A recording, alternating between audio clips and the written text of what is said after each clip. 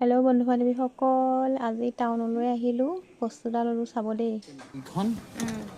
দুইখন ঢাকনি আছে বুলি আপুনি দেখুৱাই দিব। অঁ আৰু এনেকৈ নহয় এনেকৈ আৰু যদি ঢাকনি দুখন এইখন যদি হেৰাই যায় এইখন কিনিব এইখন নাপায় কিনিব ন? নাপায়।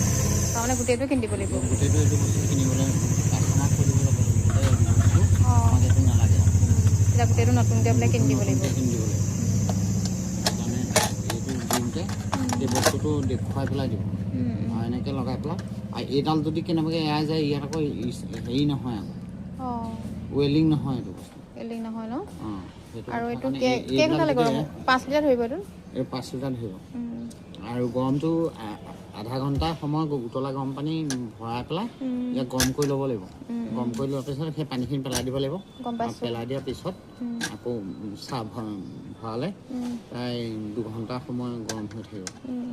গম পাইছোঁ, 2 ঘণ্টা সময়। প্ৰায় 2 ঘণ্টা, মানে আপোনাক আমাৰ উঠাব কোৱা পাৰিমনে? মতে। হা নালাগে। হা মোক নালাগে উঠাব। আৰু এইটো ডাঙৰটো নিমহি বাৰু পিছত।